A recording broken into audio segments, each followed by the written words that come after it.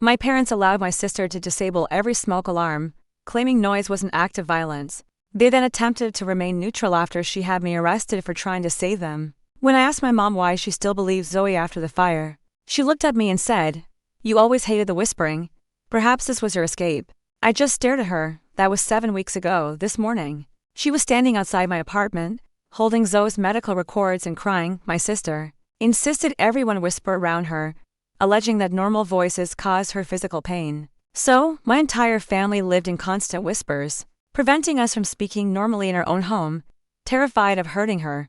This nearly cost us our lives. My sister, Zoe, had always been sensitive to sound. As kids, she'd cover her ears during thunderstorms and cry at birthday parties when people sang. But when she turned 15, she read about auditory processing sensitivity online and decided she had a severe case. She began wearing noise-canceling headphones constantly and would dramatically flinch. At regular conversation, our parents took her to specialists who found nothing wrong.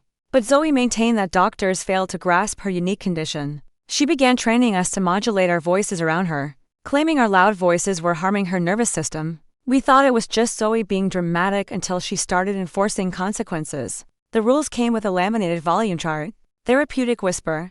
Level 1 was the only acceptable volume for all communication near Zoe. Anything louder was deemed assault volume. She'd monitor conversations with a decibel meter, meticulously logging any infractions if we spoke. Normally, she collapsed to the floor, screaming that we were torturing her with sound. "You're killing me," she would wail if anyone neglected to whisper. Our parents made us attend family voice therapy, where we practiced whispering for hours. The therapist, whom Zoe found online, taught us that vocal violence was genuine and we had to shield Zoe from our inherently aggressive voices. We signed contracts promising to whisper in her presence. She posted signs throughout the house: whisper zone, normal voices or violence. Even a slightly loud throat clear would send her into hysterics, accusing us of cruelty. Living in whispers warped everything natural about family life. Dad would whisper at the TV during football games, his excitement reduced to breathy shouts of touchdown as a crowd roared from the speakers. Mom won $5.00 on a scratch-off ticket and whispered, "We won," as if announcing a death. My boyfriend broke up with me through text because he couldn't handle whispering every conversation. At our house, he said it felt more like shame than intimacy. Every time I had some space from Zoe, I'd beg my parents to take a stand against her rules. But they insisted that maintaining peace was paramount.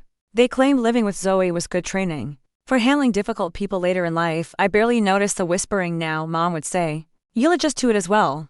But I never did. How do you get used to whispering happy birthday like a funeral hymn while your sister monitors you with a meter? Or when Grandma forgot the rules and in a normal voice said, "Hello, sweetie." It sent Zoe to the emergency room in an ambulance. She persuaded the paramedics to turn off their sirens and communicate in whispers. School became my sole refuge, where I could speak freely. But Zoe convinced the administration to establish a quiet zone around her. Students were forced to whisper in hallways when she passed. Teachers reorganized classes, relying on written rather than verbal instructions. She carried cards detailing her condition and required anyone who might speak near her to sign liability waivers. The entire situation was absurd, but it wasn't dangerous until I smelled smoke at 2 a.m. Zoe had left a candle burning in the living room, and now the curtains were engulfed in flames.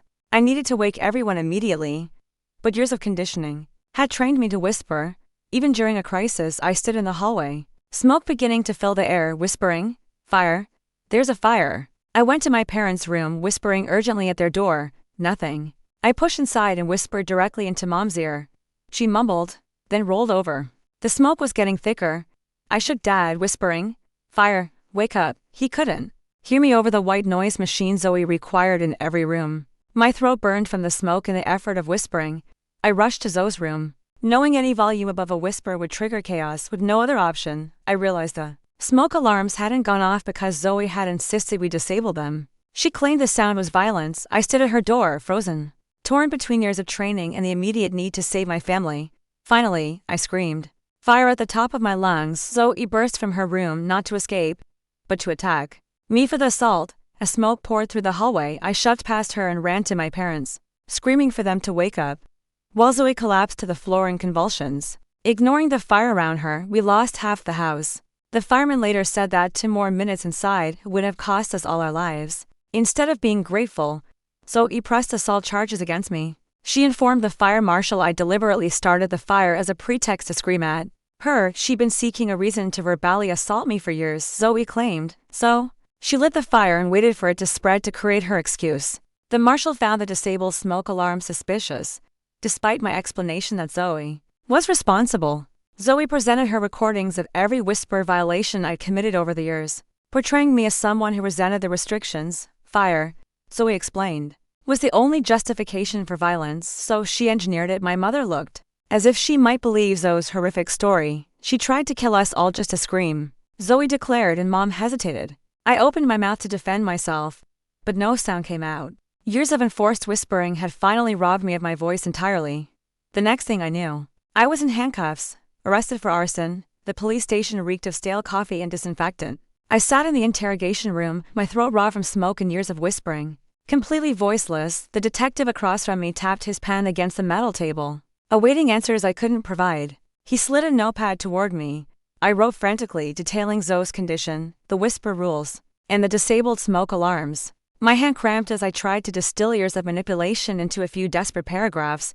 The detective read my notes with raised eyebrows, occasionally glancing up as if I were the one with mental problems. After 3 hours of written interrogation, they released me on my own reconnaissance.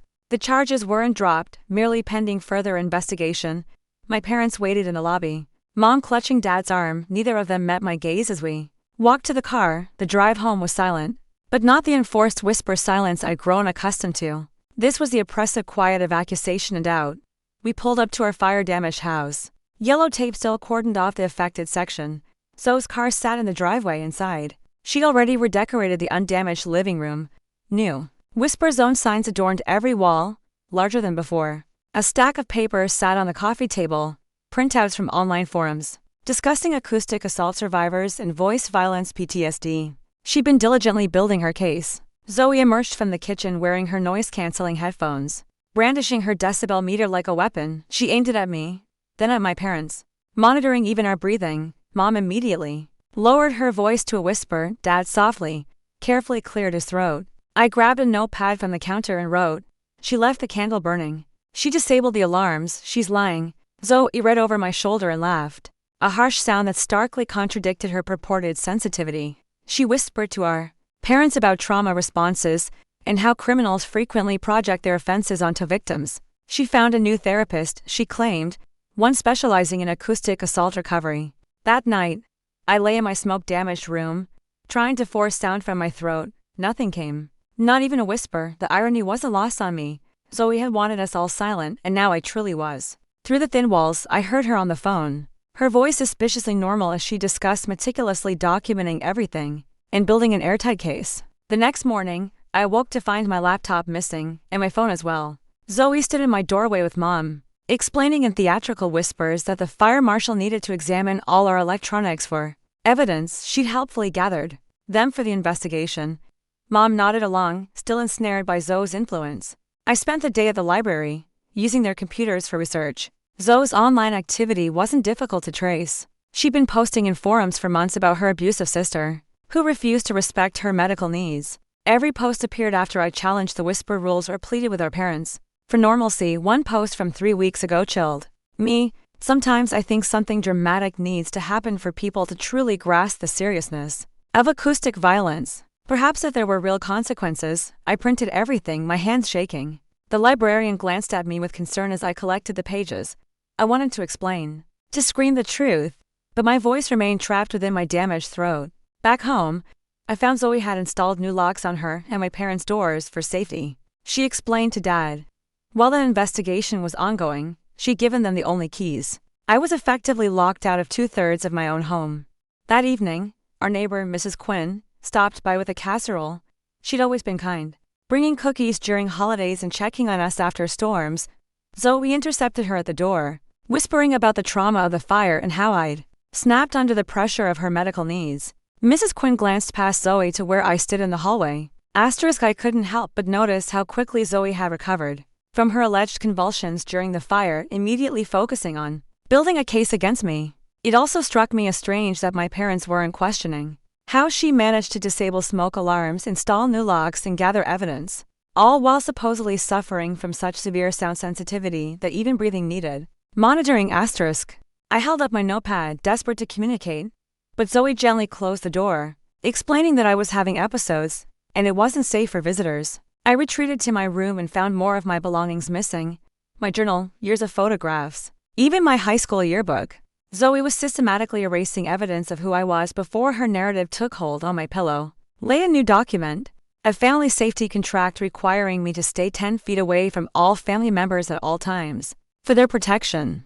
The house felt like a prison. I couldn't speak, couldn't access my parents, couldn't prove my innocence. Every attempt to communicate was filtered through Zoe's interpretation. She'd whisper to Mom about my aggressive body language or tell Dad my written notes were manipulative tactics. On the third day, I discovered Zoe's ultimate plan. While she was in her room, I snuck into the kitchen and found her day planner. She'd scheduled appointments with 3 different lawyers, all specializing in victim advocacy. Notes in the margins detailed her strategy: criminal charges for the fire, a civil suit for years of acoustic assault, and a restraining order to remove me from the house permanently. She'd win without my voice, without evidence, without even my parents' trust. I had no defense against her carefully constructed narrative. The girl who'd made us all whisper was about to silence me forever. That night, I made a decision. If I couldn't speak the truth, I'd have to find another way to expose it. I started with the one thing Zoe couldn't control: the physical evidence from the fire itself. The fire marshal's report would show where the fire started, and candle wax didn't lie. I snuck out after midnight and walked to the fire station. The night dispatcher looked surprised when I handed him my written request to speak with the fire marshal. He made a call, and surprisingly, Marshal Stewart agreed to meet with me the next morning, despite the late hour of my request. But when I returned home, Zoe was waiting on the porch, her decibel meter trained on my footsteps. She'd installed motion sensors while I was gone. As I approached, she began documenting my threatening approach on her phone, whispering narration about feeling unsafe. The game had shifted. She knew I was fighting back. I froze on the walkway, watching Zoe's theatrical performance unfold. She clutched her chest and stumbled backward, her whispered narration growing more dramatic with each step. The motion sensor lights blazed around us, creating harsh shadows that made her movements look even more exaggerated. I held up my hands in a peaceful gesture, but she flinched as if I'd thrown something at her. Mom appeared at the door, wrapping her robe tighter against the night air. Her eyes darted between us, taking in Zoe's cowering posture and my frozen stance 20 feet away. I pointed to my throat, then made writing motions with my hand. Mom's face hardened. She beckoned Zoe inside, whispering something I couldn't hear. They both disappeared into the house, leaving me standing alone in the driveway. I waited 10 minutes before approaching the door. It was locked, my key didn't work. They'd changed the locks while I was gone. I knocked softly, then harder. No response. Through the window, I saw them huddled together on the couch. Zoe showing Mom something on her phone. Probably the video she'd just recorded of my threatening return. With nowhere else to go, I spent the night in my car. The seats didn't recline properly, and the smell of smoke from my clothes filled the small space. I wrapped myself in an old gym towel from the trunk and tried to sleep. But my mind raced with plans and counterplans. Tomorrow's meeting with Marshal Stewart felt like my only hope. Dawn came slowly. I watched the house through my rearview mirror, waiting for signs of movement. At 7 o'clock, Dad's car pulled out of the garage. He didn't look in my direction. An hour later, Mom left too. Only Zoe remained, probably documenting my presence in the driveway as further evidence of stalking. The fire station sat 3 blocks away. I arrived early, sitting on the bench outside until Marshal Stewart pulled up in his truck. He recognized me immediately, his weathered face creasing with concern. Inside his office, I wrote my questions on a legal pad while he pulled up the investigation files. He showed me the preliminary report. The fire's origin was confirmed as the living room, specifically the area near the window, where Zoe always kept her meditation candles. Wax residue patterns indicated a candle had been burning for hours before tipping over. The disabled smoke detectors were noted as a contributing factor to the delayed response. I wrote frantically, asking if this evidence cleared me. Rodriguez hesitated, then explained that while the physical evidence didn't support arson, it also didn't definitively prove who left the candle burning. Zoe had already provided a statement claiming I often lit her meditation candles to mock her sensory needs, without witnesses or my voice to counter her claims.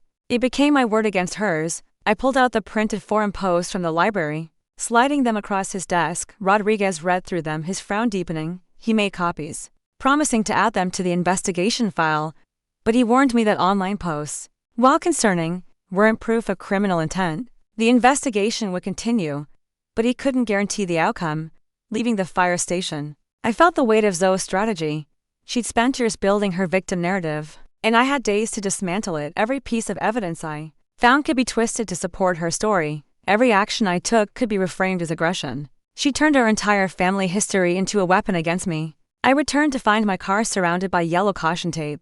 A note on the windshield written in Zoe's handwriting claimed the vehicle was parked illegally on private property. Security cameras, newly installed, monitored every angle. I carefully removed the tape and drove to a nearby parking lot, adding car trouble to my growing list of problems. The library became my temporary headquarters. I researched voice loss, learning about psychological aphonia, when trauma or stress causes the vocal cords to stop functioning. The librarian, a kind woman named Cassandra, noticed my daily visits and started leaving helpful books at my usual table. She never asked questions, just offered gentle smiles and occasional cups of water. Through online searches, I discovered Zoe's digital footprint extended far beyond support forums. She created multiple social media accounts dedicated to her condition, gathering thousands of followers who viewed her as an inspiration. Videos of our family whispering during holidays had gone viral in certain communities. She monetized our dysfunction, selling meditation guides and noise sensitivity workshops. One video stopped me cold, posted just a week before the fire. It showed Zoe demonstrating her therapeutic candle ritual. In the background, barely visible, was the same candle that started the fire. She talked about leaving it burning through the night for continuous healing energy. The timestamps showed she'd filmed it in our living room right where the fire began. I downloaded everything, saving copies to multiple USB drives. But I needed more than digital evidence. I needed someone who could speak for me, literally. That's when I remembered Dr. Theodora Reeves, the first specialist my parents had taken Zoe to see. She found nothing wrong with Zoe's hearing and had recommended psychiatric evaluation instead. Zoe had convinced my parents that Dr. Reeves was unqualified to understand rare conditions. Dr. Reeves' office was across town. I took 3 buses to get there, clutching my notepad and evidence folder. Her receptionist looked puzzled when I handed over my written request. But Dr. Reeves agreed to see me between appointments. She remembered our family immediately in her office. I wrote out the whole story while she read Zoe's forum post and watched the candle ritual video. Her expression grew increasingly troubled. She pulled out Zoe's old file, showing me her original assessment. Not only had Zoe's hearing tested as perfect, but she'd also shown signs of what Dr. Reeves called selective sound sensitivity, responding dramatically only when others were watching. Dr. Reeves couldn't diagnose someone she hadn't seen recently, but she offered to write a letter documenting her original findings. She also suggested I see a colleague who specialized in trauma-induced voice loss. The appointment would be expensive, but I had a small savings account Zoe didn't know about. I scheduled it for the next day.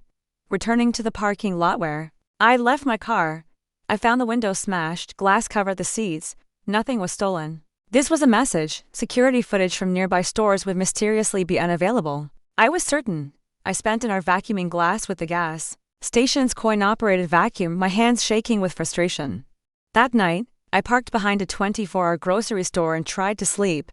Around midnight, my phone buzzed with emails. Zoe had found my cloud storage and was systematically reporting every saved file as stolen personal information. The platforms were automatically removing my evidence while they investigated. I watched years of photos, documents, and memories disappear one by one. By morning, my email account was suspended for harassment.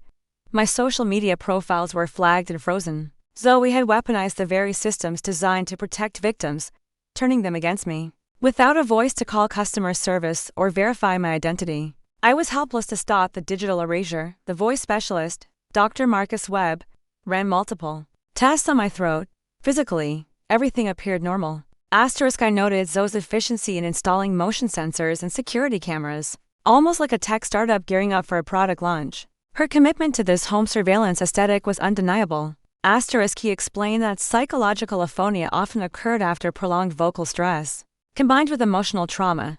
Years of forced whispering had trained my body to suppress normal speech. The fire, the arrest, and Zoe's escalating attacks had triggered a complete shutdown. He started me on exercises, teaching me to hum and gradually work towards sounds. Progress would be slow, he warned. Especially under continued stress, I needed a safe, supportive environment to heal. Exactly what I didn't have. He documented my condition carefully, providing medical evidence that my voice loss was real and trauma-induced. Leaving his office with a slight hum in my throat, the first sound I'd made in days. I felt a spark of hope. But in the parking lot, two police officers waited by my damaged car. Zoe had reported it as abandoned and potentially connected to criminal activity. I showed them my license and registration, writing explanations on my notepad. They seemed sympathetic, but had to follow protocol. They'd need to verify my identity and the car's status. While they made calls, I noticed Zoe watching from across the street. She sat in her car with her phone raised, recording the entire interaction. She'd orchestrated this, knowing that any police contact would look bad for my pending arson investigation. Every move I made played into her narrative of an unstable, dangerous person. The officers eventually cleared me to leave, but warned me to fix the windows immediately. Driving with broken windows was a violation. I nodded, adding auto repair to my impossible list of expenses. My savings were draining fast between the hotel parking, medical appointments, and now car repairs. I found a cheap auto glass repair shop that could fix the windows that afternoon. While waiting, I sat in their lobby and practiced Dr. Webb's exercises. Soft humming sounds emerged from my throat, barely audible, but present. An elderly man waiting for his oil change smiled encouragingly. Human kindness from strangers had become precious. My phone buzzed with a text from an unknown number. A photo appeared. My childhood diary opened to a page where I'd written about hating Zoe's birthday party. When I was 8, she'd been too loud, I complained, wishing she would be quiet. Below the photo, a message, evidence of long-term hostility towards sound sensitivity. Thanks for keeping such detailed records. She had everything. Every moment of sibling frustration. Every normal childhood complaint was being recontextualized as proof of my violence. I realized she must have been collecting evidence for years. Long before the fire, this wasn't reactive, it was a carefully planned campaign. The auto shop finished my windows as the sun set. Driving through town, I noticed flyers on telephone poles. My face stared back from missing person posters. But the text told a different story. Have you seen this woman? Dangerous individual with history of violence. Do not approach. Call police immediately. Zoe's contact information was listed at the bottom. I pulled over and tore down as many as I could reach, stuffing them into a garbage bag. But there were hundreds, maybe thousands. She turned the entire town into her surveillance network. Every concerned citizen who saw those flyers would become her unwitting ally. At a red light, the car next to me honked. The driver pointed at me, then at a flyer on the nearby pole. I saw him reaching for his phone. I drove away quickly, my heart pounding. The safe spaces in my own town were shrinking by the hour.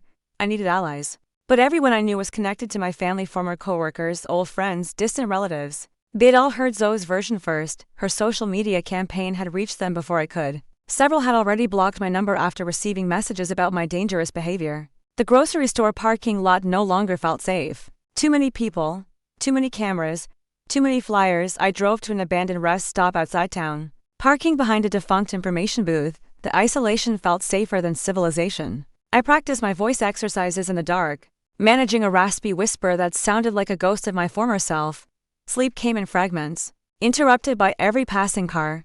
I dreamed of screaming, of my voice returning with hurricane force blowing away Zoe's lies like paper walls. But morning brought only the same painful rasp and the taste of fear. Checking my phone, I found my bank account frozen. The screen showed a fraud alert.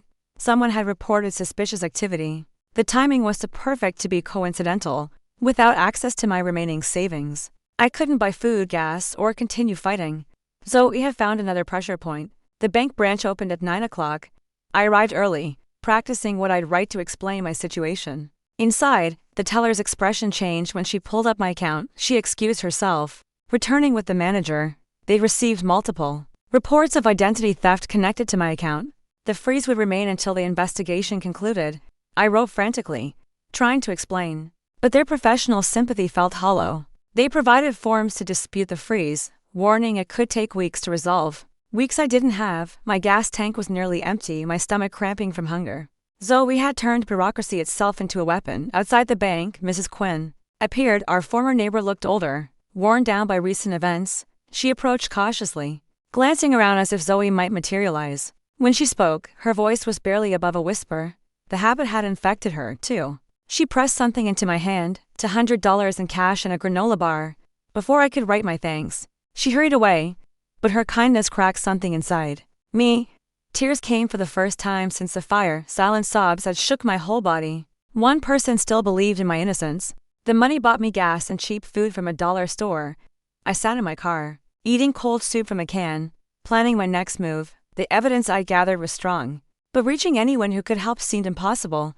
Zoe had built walls around every avenue of justice. Then I remembered something. The therapist who'd run our mandatory family voice therapy sessions, the one Zoe had found online. If she was legitimate, she'd have records. If she wasn't, that was evidence, too. Her name was Dr. Sarah Winters, and her office was 2 towns over. The drive took most of my gas, but I had to try. The address led to a strip mall between a nail salon and a tax service. No medical building, no professional complex inside.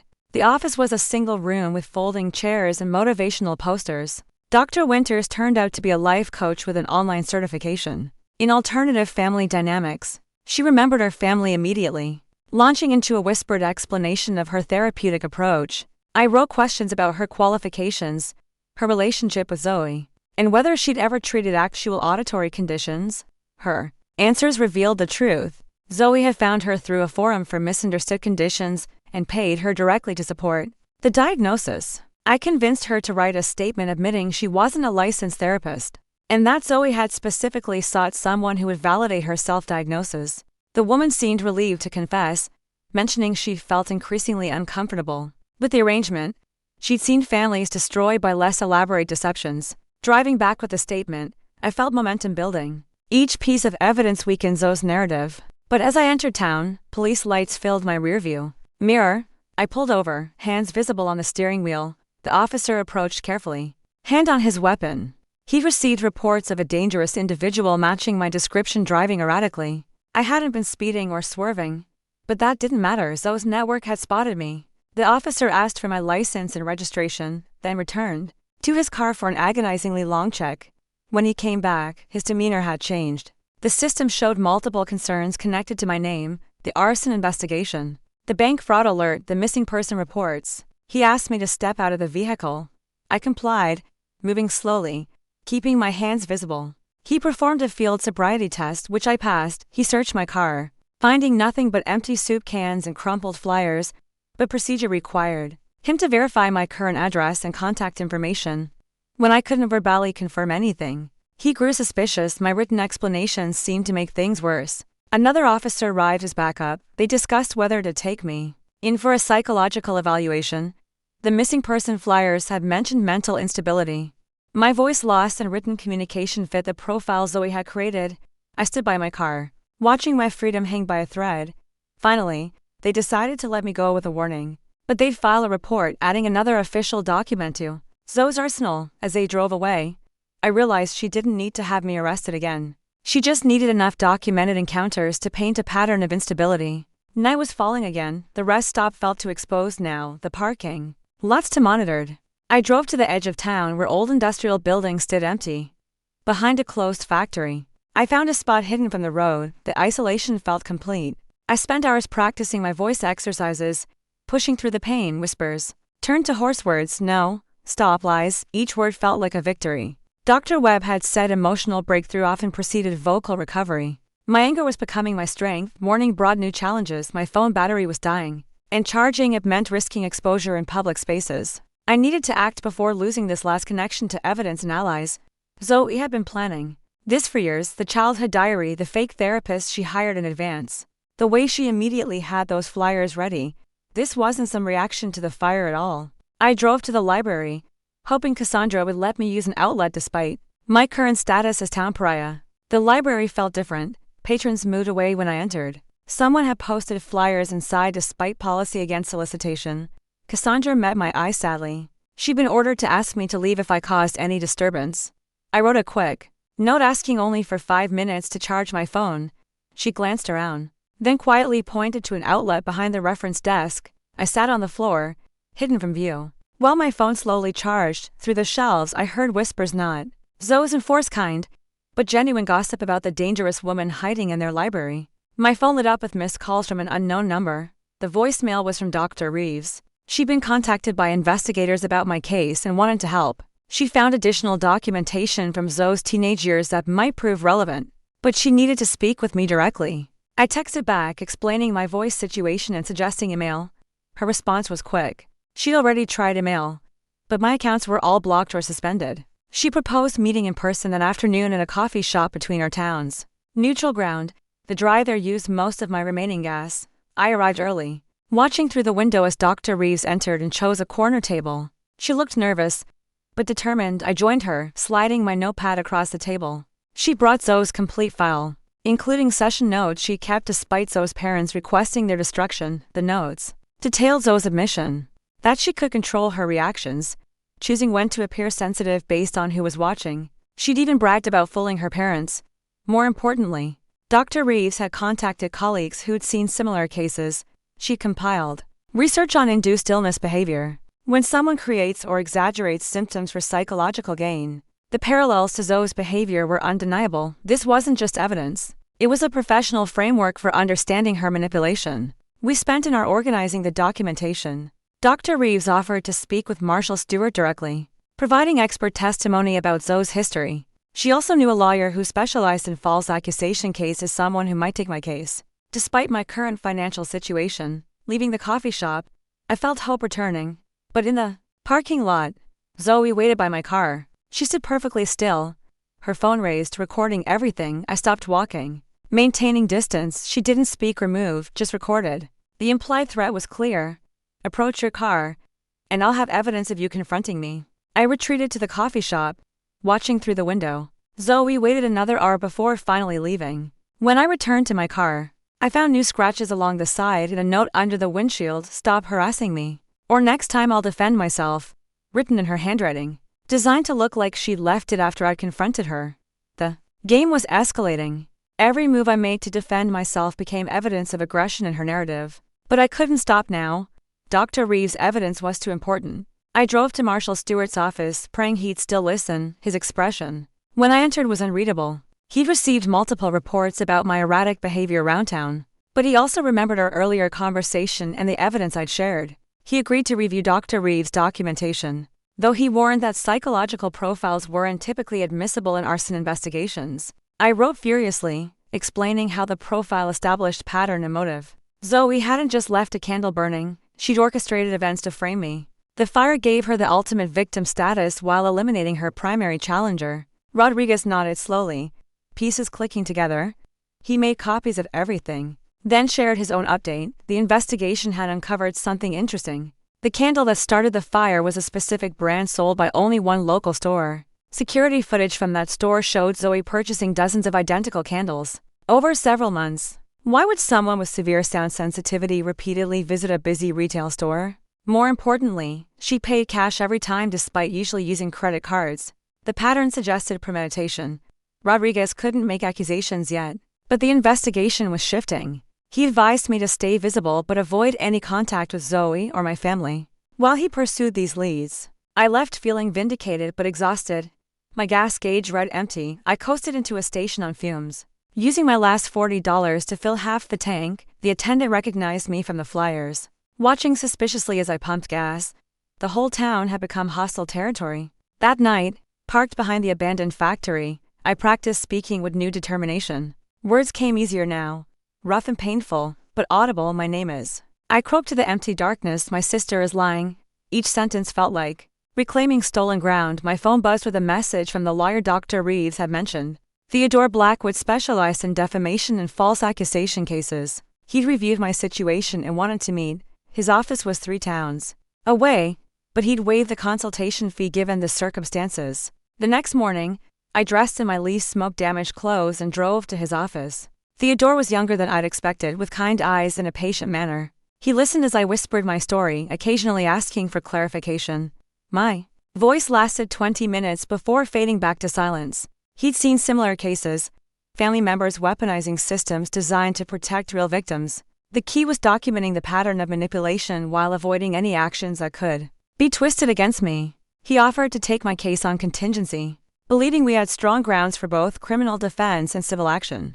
But he warned me Zoe would escalate when she learned I had legal representation. Manipulators often became most dangerous when their control slipped. I needed to be prepared for her final moves. He suggested finding somewhere safe to stay, away from places she'd expect me to be.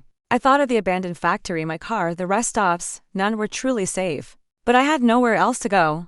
Theodore gave me his direct number, instructing me to document everything and avoid being alone in isolated places.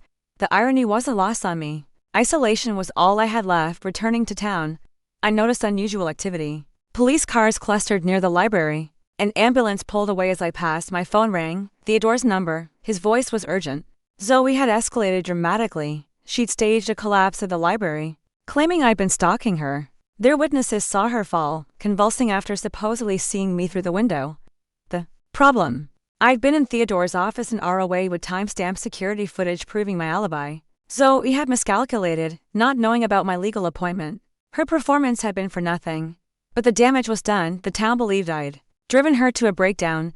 I pulled into a gas station to process this information. Inside, the clerk refused to serve me, pointing to a handwritten sign: "We reserve the right to refuse service to anyone who threatens community safety."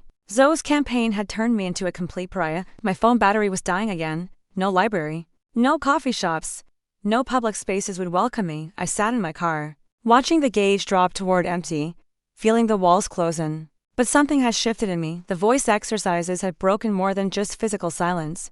I drove to our family home, the half-burnt shell I'd been avoiding. If Zoe wanted a confrontation, she'd get one, but on my terms. I parked directly in front, in full view of her security cameras. Let her record this. I had nothing left to lose. The front door was locked, but I still had my key to the garage. Inside, I found what I was looking for: our old family videos, boxes of tapes from before Zoe's condition began, evidence of her normal childhood, her loud laughter, her screaming tantrums, proof that her sensitivity was selective and recent. I loaded the boxes into my car as Zoe appeared at the window. She was already on the phone, probably calling police. I didn't hurry. Let them come. Theodore would love the footage of me retrieving my own belongings from my own family home. As I drove away, I saw Dad's car approaching from the opposite direction. Our eyes met briefly.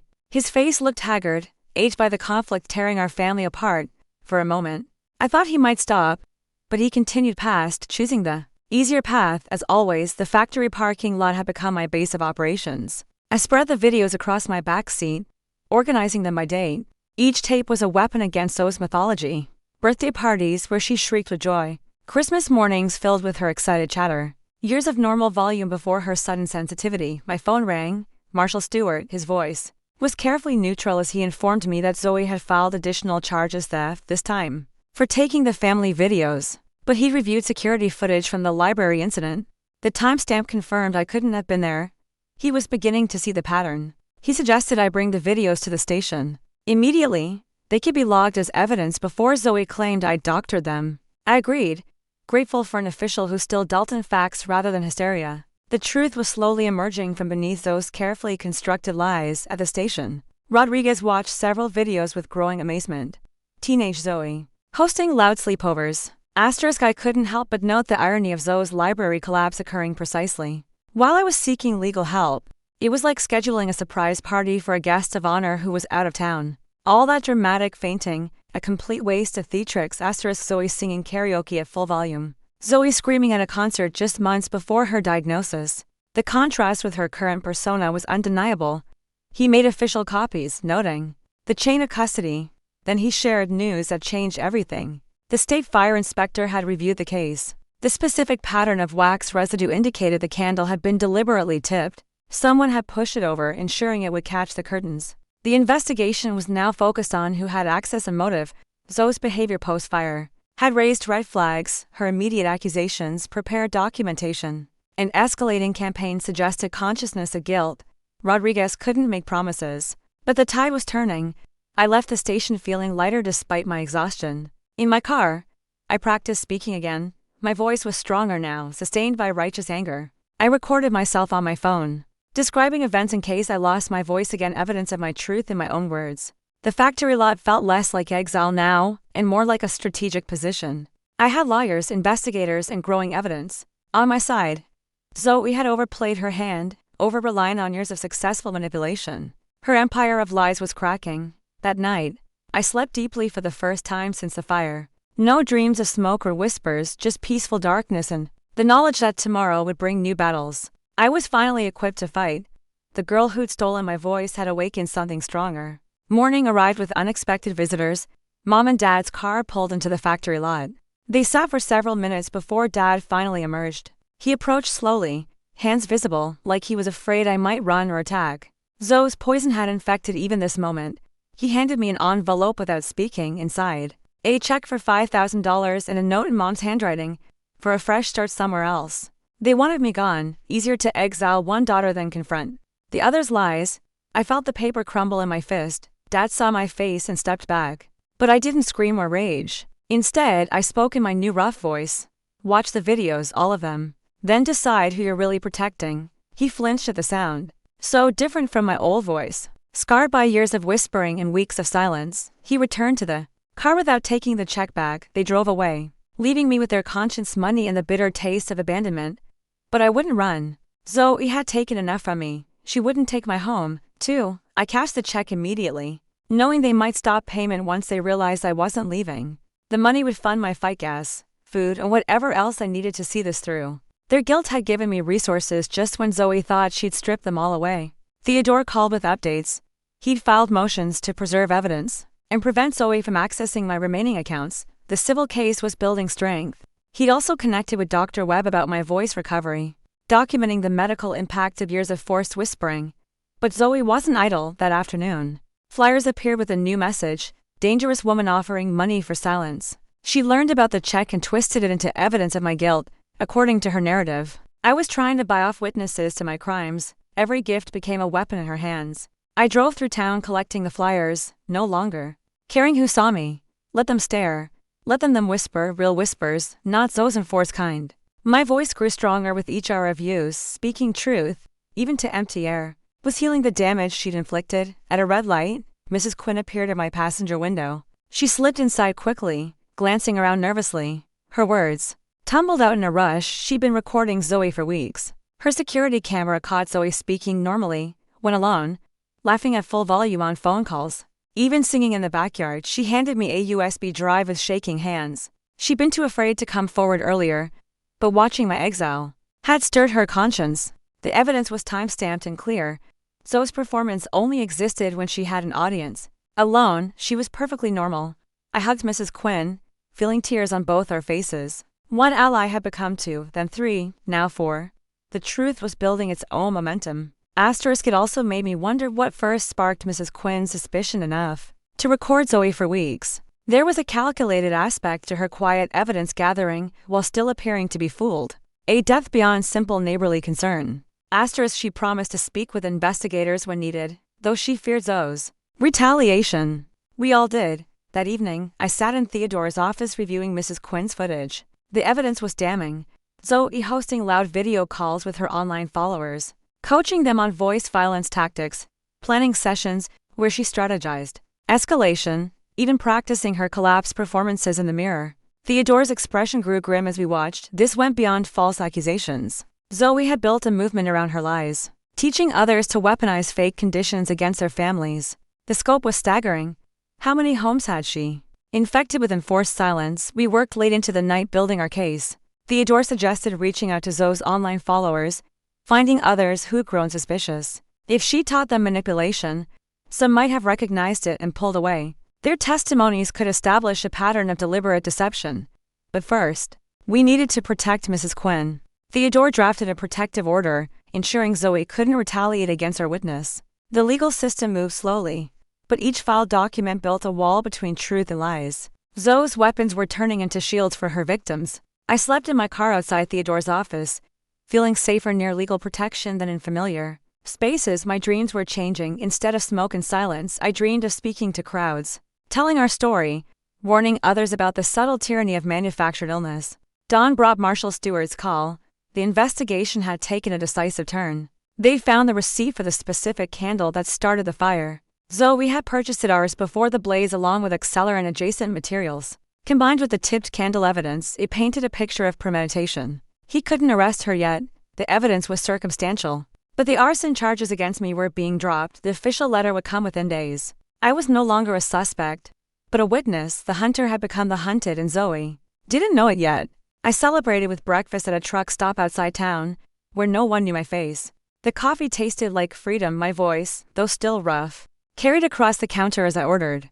The waitress smiled at my enthusiasm over scrambled eggs, Simple pleasures felt revolutionary. My phone buzzed with messages from unknown numbers. Word was spreading through Zoe's online network. Some followers had questions, doubts, suspicions. They'd noticed inconsistencies in her stories, impossible timelines, contradictory claims. The faithful were wavering. One message stood out. A young woman named Theo had followed Zoe's teachings to establish whisper rules in her own home.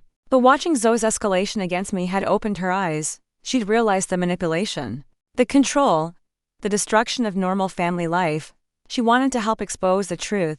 We arranged to meet at a diner 2 hours away. Theo arrived, looking haunted, carrying folders of printed conversations from Zoe's private forums. The content was disturbing. Detailed instructions on faking symptoms, gaslighting family members, and destroying anyone who challenged the narrative. Theo had screenshots of Zoe bragging about her plans for me. Written weeks before the fire, Zoe had told her inner circle that she needed a dramatic event to solidify her victim status. She discussed various scenarios, weighing their impact. Fire had won for its visual drama and lasting damage. The evidence was overwhelming: premeditation, conspiracy, attempted murder disguised as accident. Theo agreed to provide everything to investigators, though she feared the community's backlash. Zoe had created a cult of victimhood, and apostates faced vicious retaliation.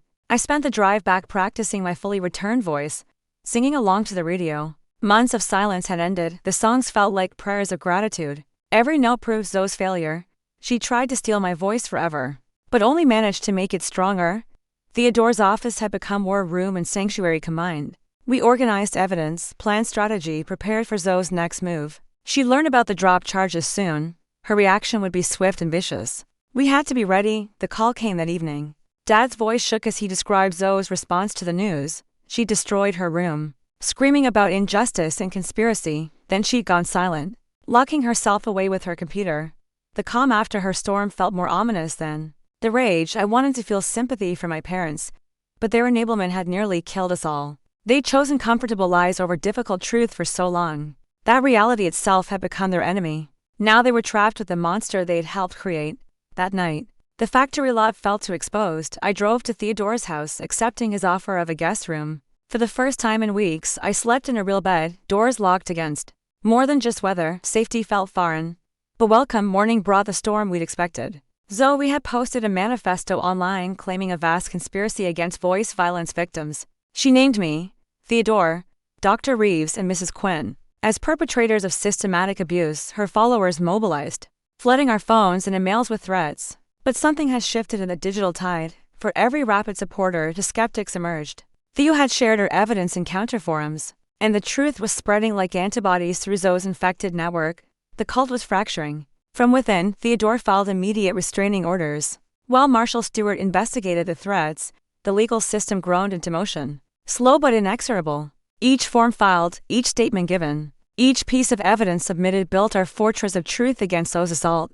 Dr. Reeves called with unexpected news. 3 of her colleagues had encountered similar cases, families destroyed by fabricated conditions, always with one manipulative member at the center. They were preparing a joint paper on induced illness behavior. Zoe would become a case study in psychological manipulation. The academic attention terrified Zoe more than legal consequences. Her entire identity depended on being seen as a victim, not a perpetrator. The prospect of professional analysis, of being diagnosed herself, sent her into panicked action. She appeared at Theodore's office with her parents, demanding a mediation session.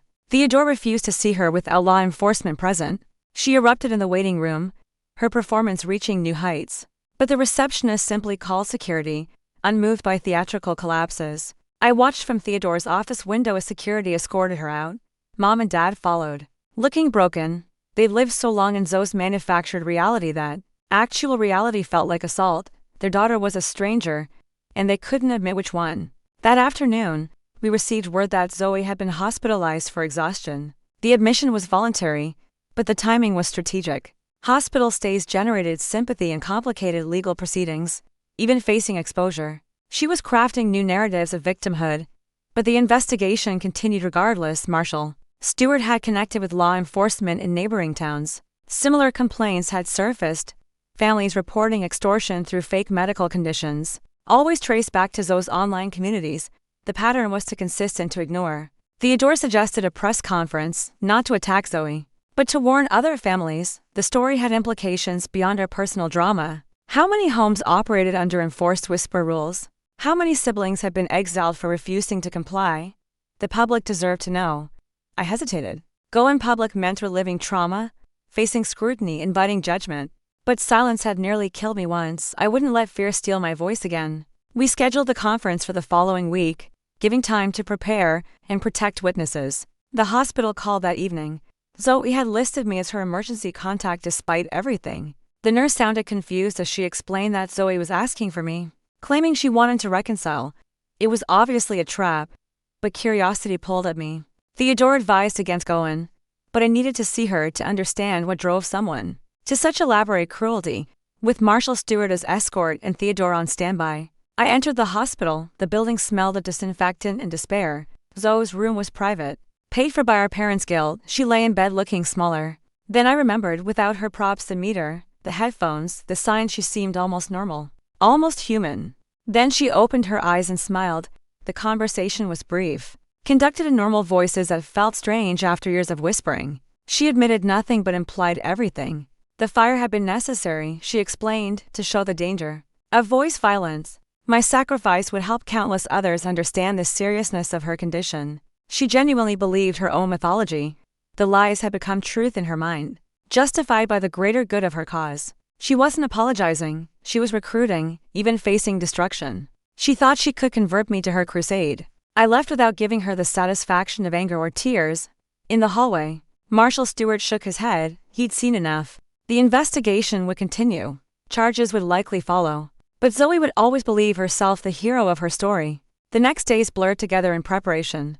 Theodore coached me on public speaking while Dr. Reeves helped craft our message. We weren't just exposing Zoe, we were revealing a pattern of manipulation that destroyed families under the guise of accommodation. Former followers reached out daily now. Stories poured in of homes where children ruled through fake conditions, where parents lived in fear of triggering manufactured symptoms. Zoe hadn't invented the tactic, but she perfected and propagated it. Her digital legacy was a generation of tiny tyrants.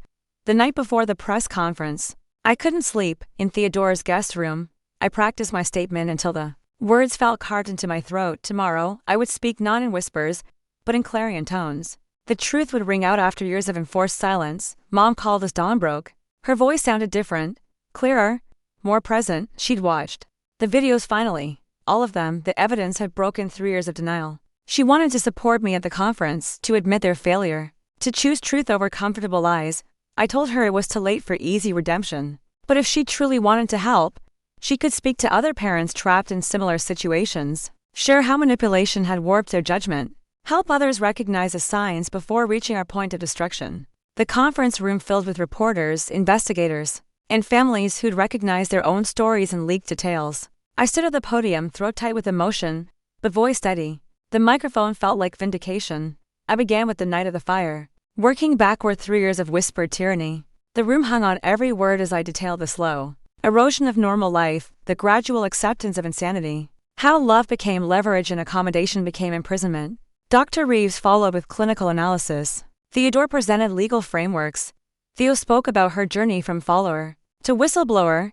Each voice added weight to our collective truth. The whisper rules were breaking down, replaced by honest volume. Questions came rapidly. How had it gone so far? Why hadn't anyone intervened? Where was Zoe now? We answered carefully, balancing exposure with legal constraints. The story would continue unfolding, but today was about prevention, not punishment. As the conference ended, I noticed movement at the back of the room. Zoe stood in the doorway, no longer in hospital clothes. She watched with an expression I'd never seen before, genuine surprise. She'd never imagined her victims would find voices louder than her lies. Security moved toward her, but she left voluntarily. No dramatic collapse, no performance. Just a quiet retreat from a battle she already lost. The war might continue, but this field was ours. Truth had won its first victory. Outside, supporters and skeptics mingled. Families shared stories, exchanged contacts, formed networks of their own, not for manipulation, but for mutual support. The healing would take time, but it had begun. Voices raised in normal volume felt like hymns of freedom. That night, I returned to Theodore's guest room for the last time. Tomorrow, I'd start apartment hunting, rebuilding a life outside of crisis. The insurance money from the fire damage would help, along with potential settlements from civil suits. Zoe's campaign had cost me everything but given me something precious, unshakable truth. My phone rang with an unknown number. I almost didn't answer, tired of threats and harassment.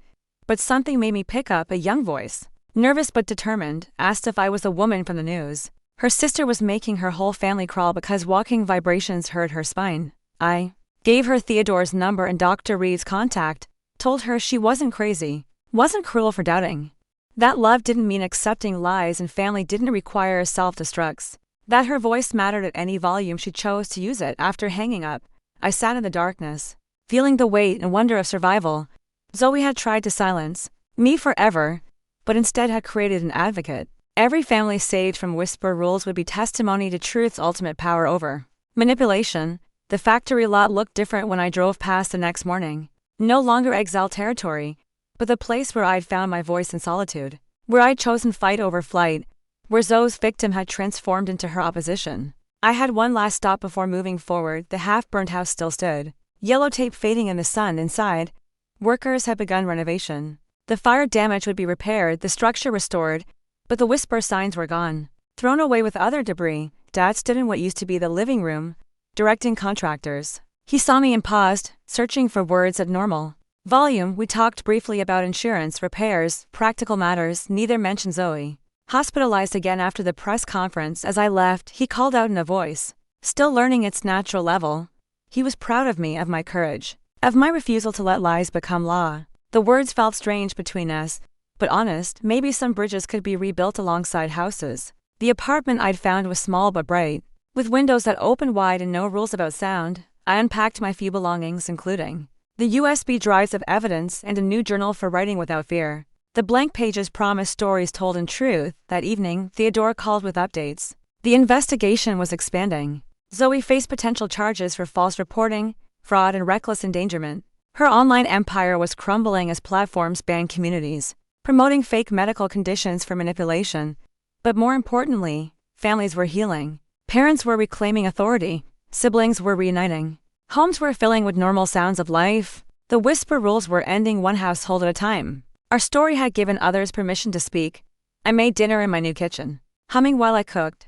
The sound echoed off walls that had never known enforced silence. My voice was different now. Scarred but strong, rough but real. Zoe had changed it forever, but not how she'd intended. As night fell, I thought about the long journey from that first whispered warning about fire to this moment of vocal freedom. The path had nearly killed me, but survival had forged something unbreakable, a voice that would never again be silenced by manipulation or fear. My phone buzzed with another message from a family seeking help. Tomorrow, I'd connect them with resources, share our story, offer hope. Tonight, I simply savored the sound of my own breathing, unmonitored and unashamed. The volume of victory was exactly as loud as it needed to be. The next morning brought an unexpected development. Dad's truck sat outside my apartment building. He stood by the passenger door, holding a cardboard box. I approached cautiously, noting his tired posture and the way he kept glancing around, as if Zoe might materialize from thin air. He handed me the box without explanation. Inside were more family videos, ones I'd missed during my hurried search. These dated back even further.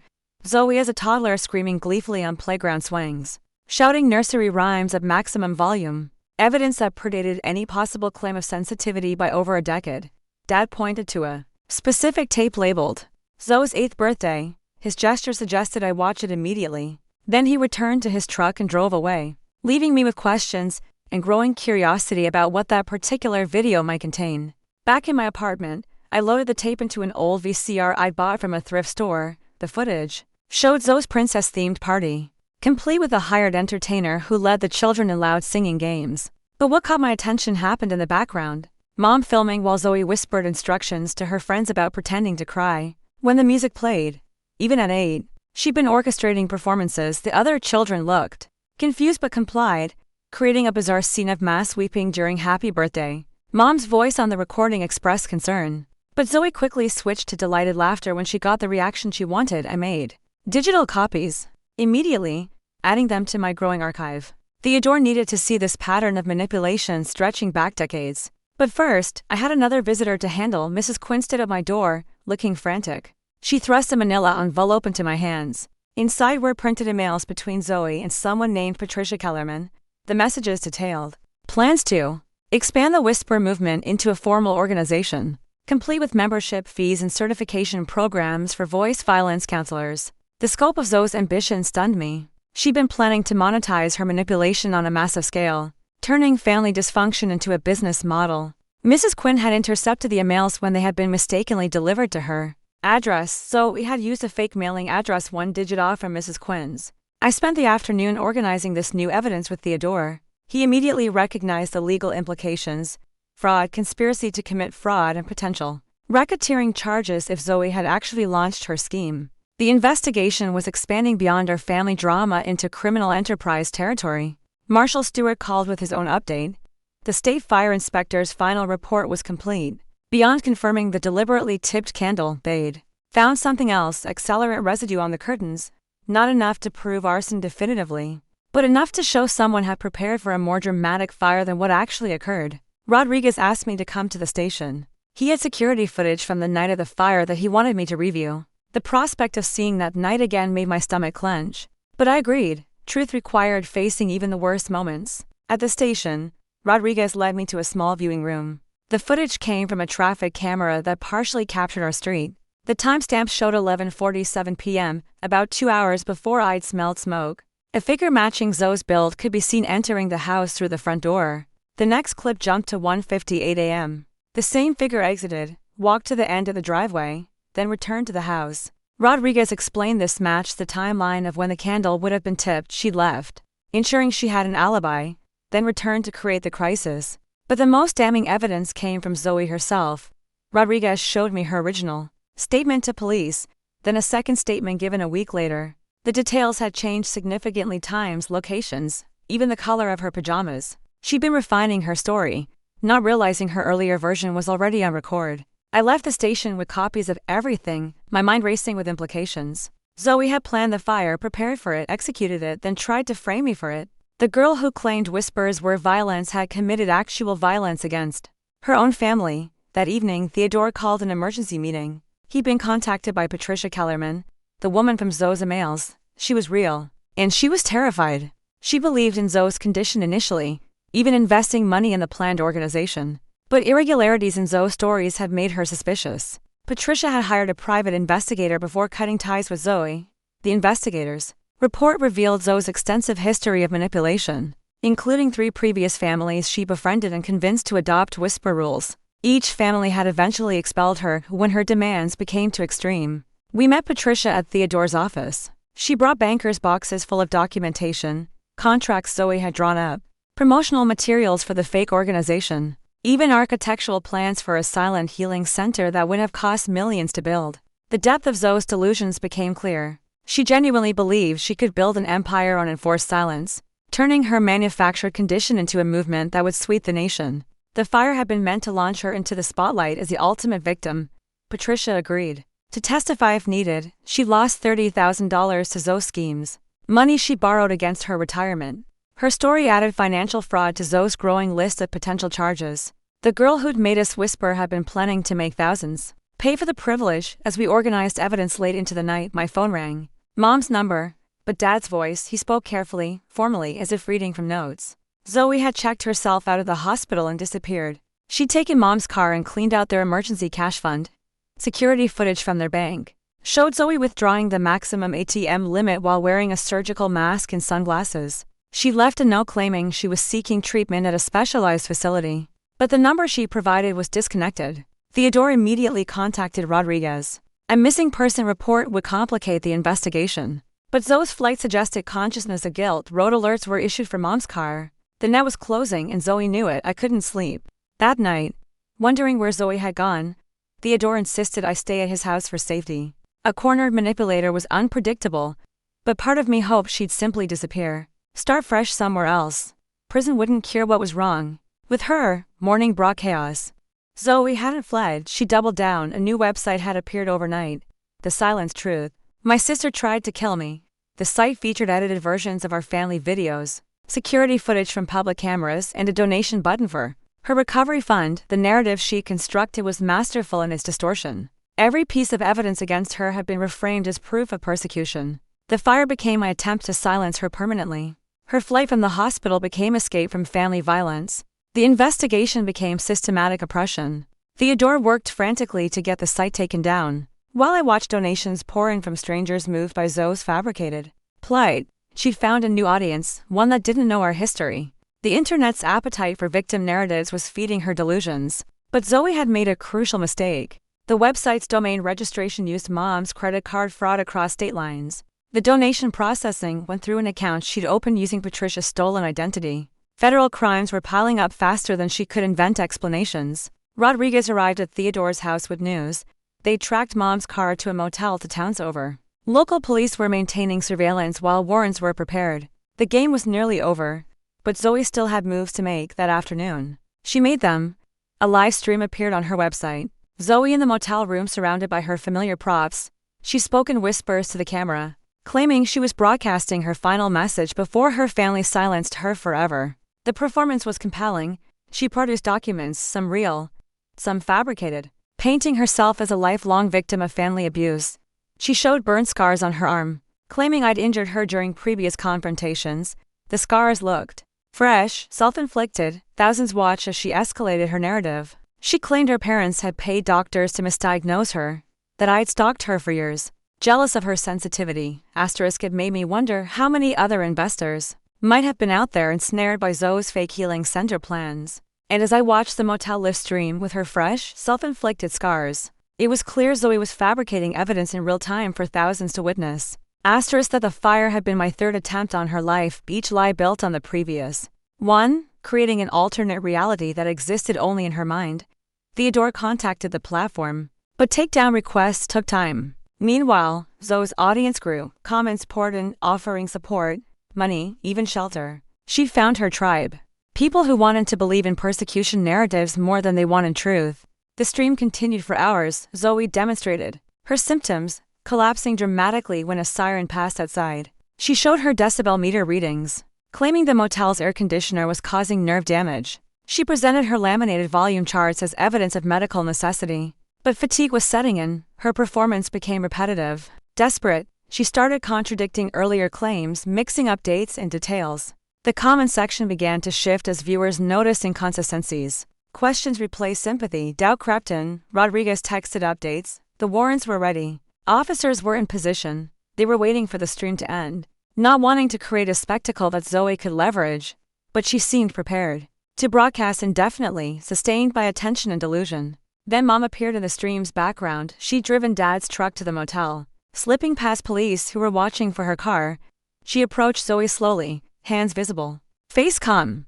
The confrontation we'd all avoided was finally happening. Zoe's reaction was immediate and theatrical. She fell to the floor, claiming Mom's presence was causing seizures. But Mom simply sat on the motel bed waiting. The camera kept rolling. As Zoe writhed and gasped, her performance reaching new extremes. Minutes passed. Mom remained still. Zoe's convulsions slowed, then stopped. She lay on the floor, breathing heavily, realizing her ultimate weapon, medical manipulation, had no effect on the woman who'd enabled it for so long. The stream's chat exploded with confusion. Viewers debated whether they were witnessing abuse or exposure. Some called for police intervention. Others questioned why Zoe had recovered so quickly from her seizure. The narrative was fracturing in real time. Mom reached for something in her purse. Zoe flinched. But Mom simply produced a folder. She laid out documents on the bed. Zoe's real medical records showing perfect health, test results from multiple specialists, even brain scans proving no neurological abnormalities.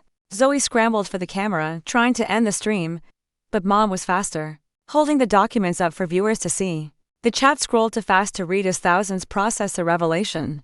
The victim narrative was collapsing under the weight of evidence. I thought about the audacity of Zoe listing me as her emergency contact after attempting to burn down our house. Truly the boldest move since the reply all button. And here was Mom, bringing the receipts to Zoe's live stream meltdown. A clear declaration that she was done with the nonsense. Police entered moments later. The stream cut off. As officers secured the scene, I watched the blank screen, feeling a complex mix of relief and sadness. Zoe's grand performance had ended not with sympathy, but with exposure. She'd orchestrated her own downfall. Theodore fielded calls from reporters who'd been monitoring the stream. We declined all interviews, maintaining focus on the legal process. Ahead, the story would be public record soon enough. We didn't need to feed the media circus Zoe had tried to create. Rodriguez called with confirmation. Zoe was in custody, charged with multiple counts of fraud, identity theft, and filing false reports. Mom had provided a statement supporting the charges. The woman who'd enabled Zoe for years had finally chosen truth over comfortable lies. Dad arrived at Theodore's house that evening. He looked older, but somehow lighter, as if a weight had lifted. He handed me another box, this one containing Zoe's journals from her teenage years. He'd found them hidden in the attic, wrapped in plastic as if she'd been preserving evidence. The journals revealed the evolution of Zoe's manipulation, detailed plans for controlling family dynamics, research on various conditions she considered claiming, practice scripts for different scenarios, even a timeline for escalation that matched her lived experience perfectly. One entry stood out: "They love me too much to question the performance. That love is my power. I can make them do anything if I threaten to suffer." Written at age 16, it showed clear awareness of her manipulation. She'd never been deluded, just committed to the lie. Theodore added the journals to our evidence collection. They would prove crucial in establishing premeditation and pattern behavior. Zoe had documented her own crimes, confident she'd never be challenged. Her arrogance had preserved the very proof that would convict her. The next days passed in a blur of legal procedures. Zoe was denied bail after prosecutors demonstrated flight risk. Her public defender tried to argue mental illness, but the journals undermined any claim of delusion. She'd known exactly what she was doing. Mom and Dad began attending family therapy, real therapy with licensed professionals. They needed to understand how they'd enabled Zoe's behavior for so long. Their guilt was profound, but they were committed to healing. The family that had whispered in fear was learning to speak truth. I returned to my apartment, ready to rebuild my life. The insurance settlement came through, covering my losses from the fire. I enrolled in community college, planning to study psychology. Understanding manipulation had become more than personal interest, it felt like a calling. Theodore helped me establish a support network for families dealing with fabricated illness manipulation, not a formal organization like Zoe had planned, but a simple online forum where people could share experiences and resources. Within days, dozens of families joined, recognizing their own stories and ours. Mrs. Quinn became an unexpected ally in this work. She'd started recording other neighbors who'd witnessed those public performances over the years. Their testimonies painted a picture of escalating manipulation that the whole community had been too polite to challenge. The preliminary hearing arrived faster than expected. I sat in the courthouse waiting room, practicing my breathing exercises. My voice was strong now, ready to speak truth in official record. The girl who'd been forced to whisper would testify at full volume. Zoe entered in restraints. Looking smaller than I remembered, the orange jumpsuit hung loose on her frame. She'd lost weight, unable to maintain her performance without an audience. Her eyes darted around the room, searching for sympathetic faces that weren't there. The prosecutor presented the evidence methodically: financial records showing fraud, medical documents proving deception, the journals demonstrating premeditation, security footage of the fire preparation. Each piece built an undeniable case against her. When my turn came to testify, I spoke clearly about years of manipulation. The whisper rules, the enforced silence, the gradual erosion of normal family life. I described the night of the fire, how conditioning had nearly killed us all. My voice never wavered. Zoe watched me with an expression I'd never seen before, genuine surprise that I could speak so strongly. She believed her own lie about my weakness, forgetting that she created the very conditions that had forged my strength. The judge bound the case over for trial.